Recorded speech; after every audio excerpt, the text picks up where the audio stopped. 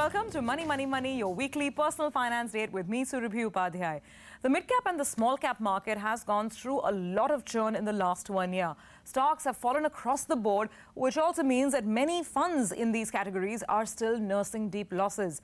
Now, mid-caps and small-caps are the gems that can also become big wealth creators. Therefore, they do deserve a place in your portfolio. But how do you make sure that you are in the right kind of funds? Do you need to churn your portfolio? And is this the time to perhaps allocate even more money to such funds? Well, joining in to talk about some of these issues are financial planning experts Harshvardhan Rumta and Manoj Nagpal. Gentlemen, thank you so much for joining us on the show today. I think this is an important and a slightly touchy subject as well. Both of you all keep answering queries on the weekly programs on MF Corner and on your stocks as well. So we thought it's a good time to perhaps, dive a little deeper and help people understand whether any action is required or whether the only answer is just patience and ride it out. First of all, your thoughts on how this is played out. Manoj, the mid-cap market still in the doldrums. Yeah, so, the nature of the beast, the mid-caps, is that they give very lumpy returns. Equity as asset class gives lumpy returns, but mid-caps and small-caps are very, very lumpy in nature. So if you have to really analyze the last 5 years, returns actually came in 2014 and 2017. Most of the other years have been fairly flattish in nature, and 2018 was a year that lost almost 25% in the mid and small caps. So what really happened is that investors started coming into mid caps, seeing the past returns. Even now, if you look at the last 5 years returns, it's around 20% annualized. So what investors really sign up for is the 20% annualized return, whereas they don't realize that bulk of this return has actually come in 2014. The returns, all the returns of 2017 actually almost got wiped out in 2018. So if an investor invested somewhere in beginning of 2017, he's still getting the same NAV. So that's what is paining the investor. He says, this is not what I signed up for. Absolutely. Harsh, your thoughts? So if you just analyze this portfolio, this profile of an investor, so we're looking at an investor who created a portfolio with mid caps, or rather heavy weightage to mid caps. Now, with the sole intention of looking at, creating, generating returns, looking at past performance. Now, that's exactly the wrong thing to do. When you create a portfolio, equity portfolio, you need to first analyze how much portion of that money that you're investing in equities need to go in large cap, how much will go into mid caps, how much will go into probably sector funds, thematic or international funds. So, had you started that way, then your allocation to mid-cap would have been as per your risk profile, as per your understanding of the market. Sure. Now, most of the investors haven't kind of understood what a mid-cap is. They've only looked at returns, as we spoke, as Manoj mentioned, that the returns have been lumpy in, say 2017 and 14. So if you're looking at returns in 2017, investing in 2018, purely based on returns, you're going to be dejected completely. Well, I completely take your point and advice, and I think at an academic level, it makes perfect sense. The problem is when you start looking at your returns and you're looking at your portfolio, your NAV. So, a simple read-through, I thought, okay, how do we do this? I simply looked at the past 1 year and looked at mid-cap and small-cap funds to see which are the, so to speak, best-performing funds, funds with the highest return. And guess what? Many of these funds are in negative. In fact, barring one, the Axis Midcap Fund, where the 1 year return is still positive, 3% up. Look at the others. Invesco India Midcap Fund, minus 7%. The Motilal Oswal Midcap 30, it's down about 10%. The Franklin India Prima, DSP, the Reliance Growth Fund, the Kotak Emerging Equity, 13-14% down. So, again, if we go step by step, Axis on the mid-cap side, anyway, the fund house in 2018, Harsh, did fantastically well. Their multi-cap, their mid-cap, I remember lots of their funds were performing exceedingly well. Still positive, despite so much chop and churn in the market. Any thoughts on the Axis mid-cap?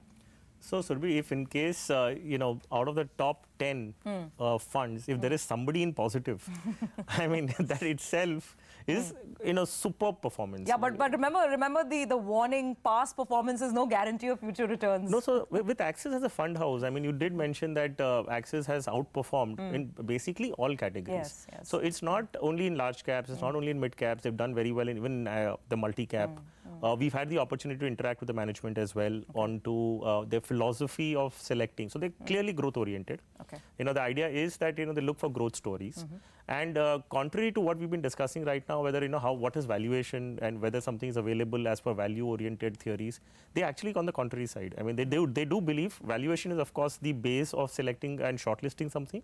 But unless a company has this potential to grow and that there's a clear growth trajectory in front of us, they will not pick up stocks. Okay. So it's a very good combination of value and growth investing. Okay. Now, and they have demonstrated that in the last 1 year across different schemes, not just one.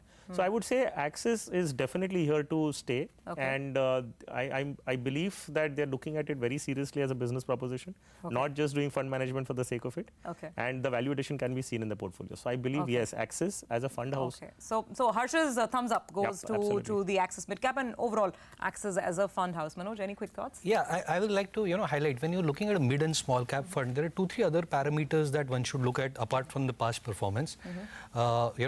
One of the key things is that how the portfolio gets constructed in a small and mid cap fund.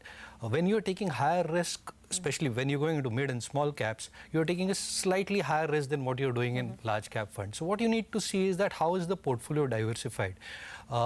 Axis has a knack of running all their portfolios, whether it's a large cap fund or the multi-cap fund or the small, of running concentrated portfolios.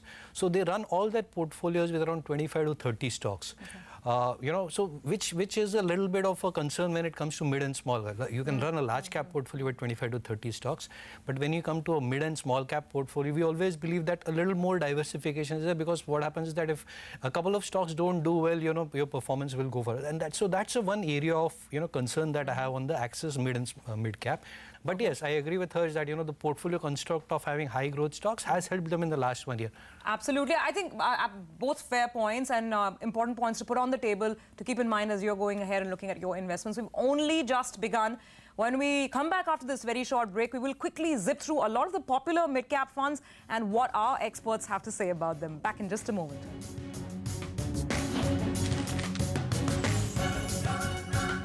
Welcome back. You're watching Money, Money, Money. And this week, we are decoding mid-cap and small-cap funds. Yes, the returns have been negative. And yes, there's a lot of despair. But is this the time that you maybe need to just stay focused and, who knows, even increase your allocation for longer-term wealth creation? That's the question we are putting to both of the experts on the panel today. The funds that we have picked up, and these are really popular mid-cap funds with sizable assets under management as well, all of them have fallen less than 17%, which is the fall of the mid-cap index in the last 1 year. So quickly, just getting down to some schemes as well. For instance, the Motilal Oswal Mid-Cap 30. Now, Manoj, let's start with this and take your thoughts on this one. I mean, it's a fund house that's very well known. They're known to be equity pickers, stock pickers. The fund is down about 10%. Your thoughts? Yeah. So as I said, any concentrated portfolio of funds will go to erratic performance. So in the last 1 year, the fund has fallen only 10%. But if you were to just go back, 1 year back, it was underperforming greatly. So when the markets were rising, it was not really rising. Yes. On an average, in 2017, a mid-cap fund went up by, almost 50%, whereas this fund was lagging considerably and was almost flattish the entire of 2017. Yes. So the current 1 year performance of, falling lesser, in here case, does not fit in. Doesn't add up for you. Doesn't add up. So we would still say that we would want to watch how the fund manager navigates the future markets before recommending this. However, the other funds of Motilal Oswal are still doing well. The Motilal Multi-Cap 35. So only the mid-cap is one which will still watch out for some time before recommending it. Okay, fair enough. Harsh, your thoughts? Again, coming to Motilal as a fund house, I mean, they are very strong in research. I mean, they're really very good and strong in research. So a person or a company which is very good in research, I mean, you should give them a free leeway to cherry pick stocks out of, across market capitalization. So if you're going to invest in a mid-cap fund, you're restricting the stock selection to only those mid-cap companies. And if the research is actually throwing out an idea which is a large cap or a small cap, they might not be able to pick that up as much as they would like to. So that is why the multi-cap has done extremely well, because you're giving them a free hand and saying that pick anything which is good across the board. So yeah, coming to Motilal, I would prefer a multi-cap over their mid-caps. Okay, all right, fair enough. That's important to keep in mind. Let's move to the Franklin India Prima Fund. Again, this is a fund that I did hear over the last 1 year. A lot of experts recommending as well. Let's see how it's done. It's down again 10.5% in the year. Now, if anyone is invested in it currently, do they have any reason to worry, you think? No, not really, because Franklin Prima Fund has in fact completed 25 years. Okay. So they've been in existence always as a mid-cap fund, and they've seen practically all cycles and every economic the downturn, the good part, everything has gone through it.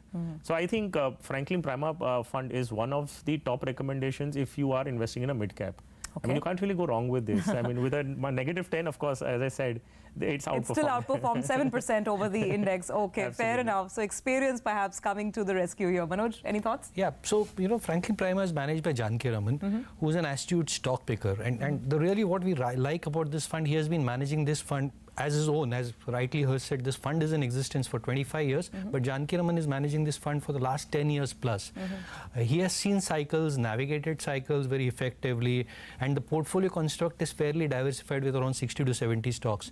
The portfolio PE is still on the higher side at around 23, 24, but I think, given the current structure of the fund, we would really like to have this fund in the portfolio. Okay, so that's 2 thumbs up, both the experts in agreement on Franklin India Prima. I'm now going to move to the DSP Midcap Fund, and this is interesting. The fund is down 11-12% for the year. And there's so much that's happened with this fund house, right? Because the last 1 year, I mean, from DSP BlackRock, they went to being just DSP. Anup Maheshwari moved out. I mean, the person who was overlooking equity investments. So there are just so many moving parts here.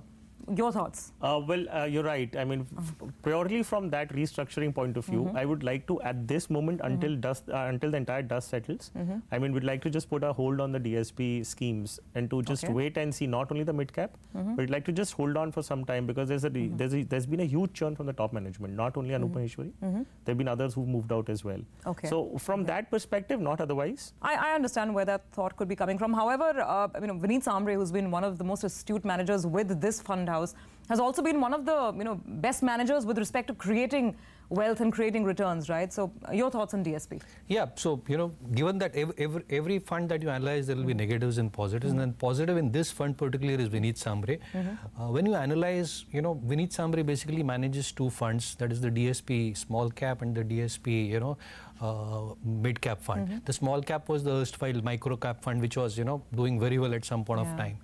Now the way he has managed both these funds is that if you look at the recent history of the last 1 to 2 years, especially if you look at the last 2 years, in the small cap funds, the DSP small cap fund is now at the bottom of the pile, whereas the DSP mid cap fund, is doing reasonably well. So this gives us a little bit of concern. The same fund manager, it's not the same space, obviously, small, but he's an astute stock picker.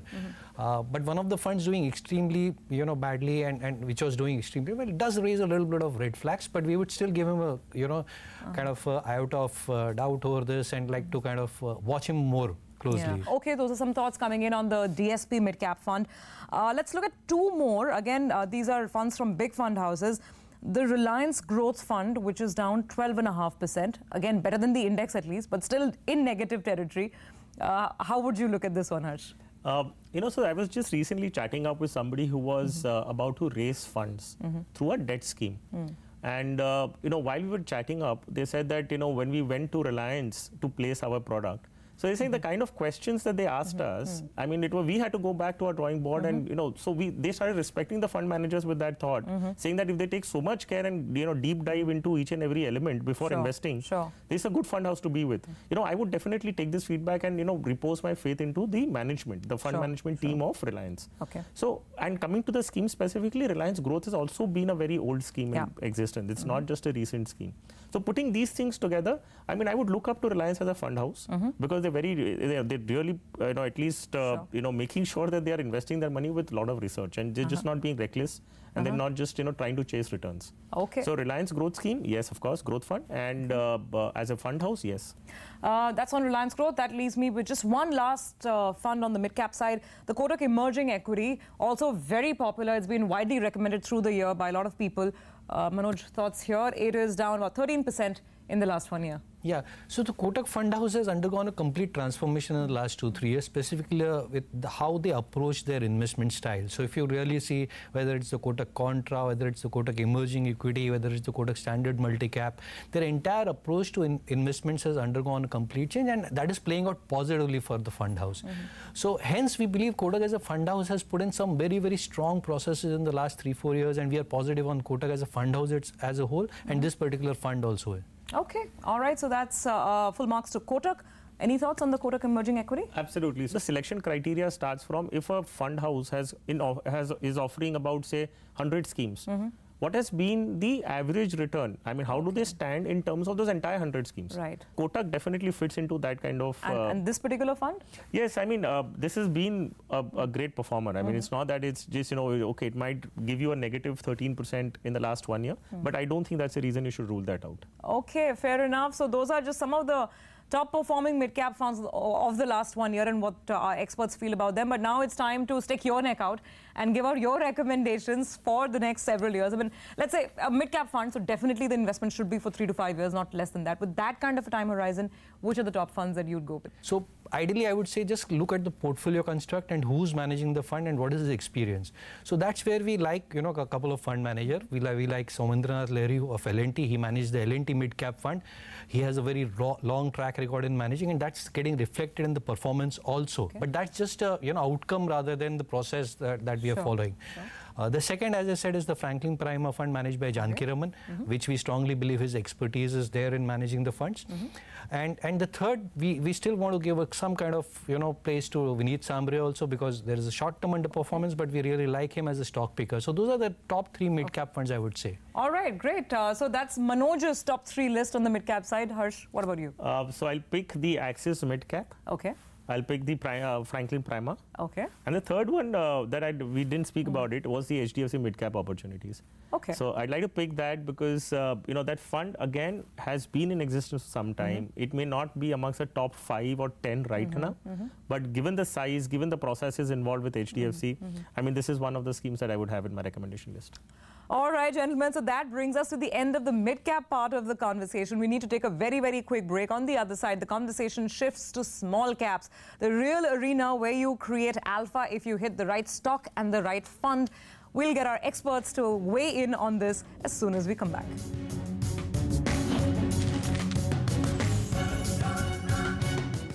Welcome back. You're watching Money, Money, Money, and this week it's all about mid-cap and small-cap investing. If you're worried seeing all the little red marks and the negative signs on your NAVs with mid-cap and small-cap funds, fear not, because the crux of the conversation so far is that you sometimes need to just stay the course and keep the faith. Time to talk about small-cap funds. So, Manoj and Harsh, again, same story here.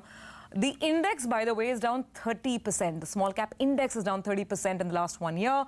And funds, the top performing funds, so to speak, are down anywhere between 8% to 22, 23%.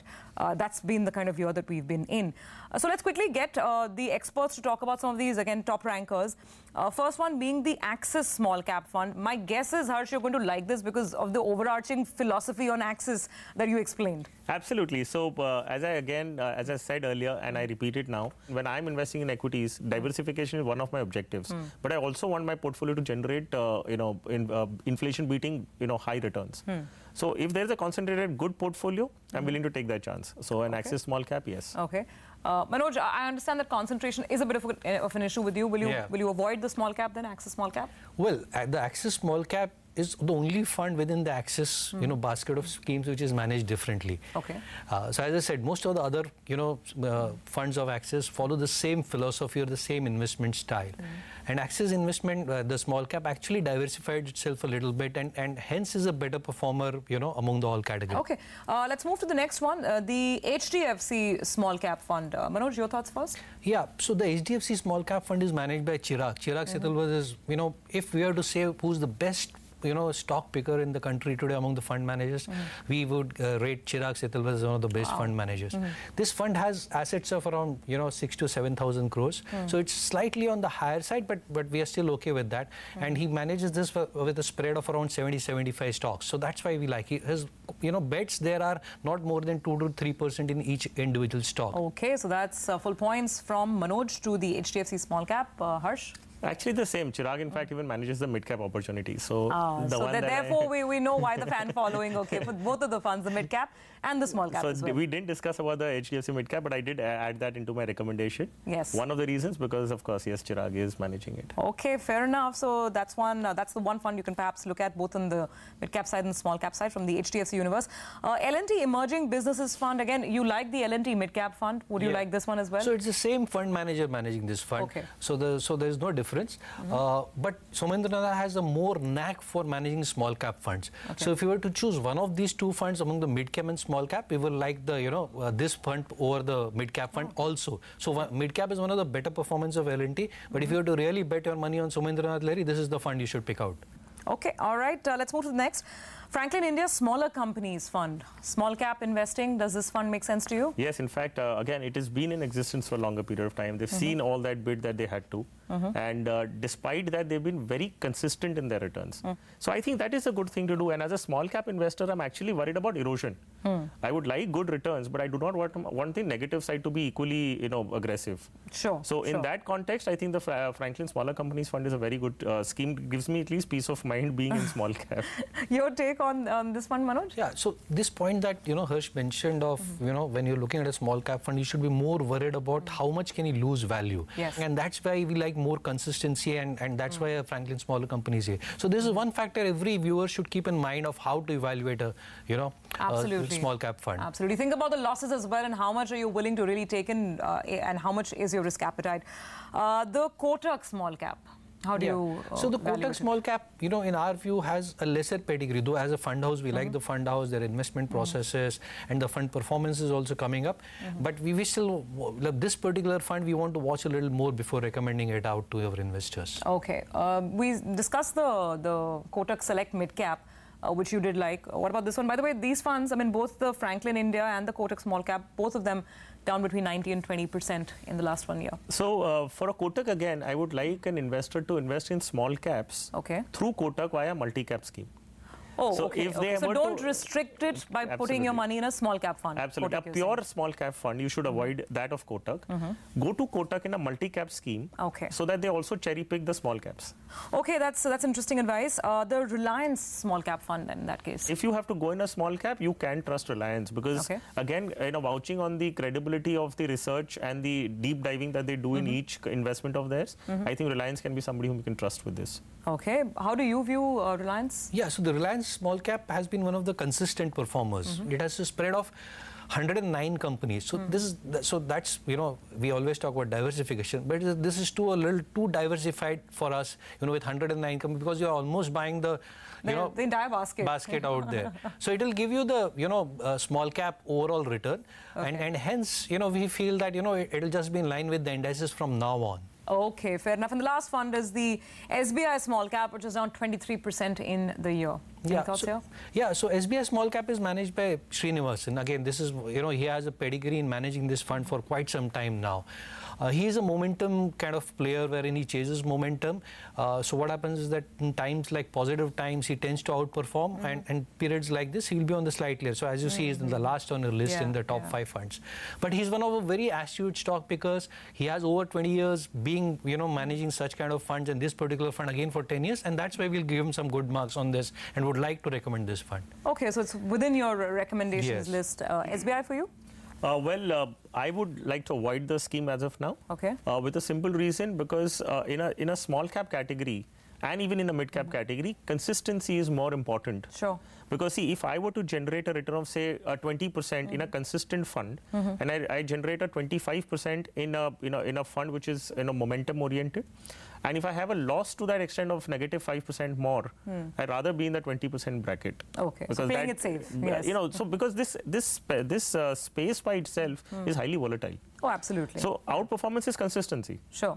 I mean, so if you're in a volatile scenario, if you're being consistent, I think you're doing extremely well. Okay, in that case, your top 3 small caps. Yeah, so I have picked up the small 3. One is, of course, an Axis small cap. Okay. The L&T Emerging Businesses. All right. and a Franklin smaller companies fund. Okay, so that's within the list that we discussed. What about you, Manoj? The same, all my funds are within the list. The HDFC small cap remains our top bet. Okay. The L&T emerging business, where I strongly recommended, as Harsh said. And the third, we would definitely want to give SBI small cap a chance. Okay, so let a PSU bank-oriented asset management company as well come to the forefront and look at that. Thank you very much for joining in and sharing thoughts on this extremely important subject. Hopefully, coming months, things will pick up, the market will pick up, and so will our mutual fund NAVs. That's it on this week's episode. Thank you very much for watching. Your feedback, comments, queries, welcome as always. We'll see you again next week.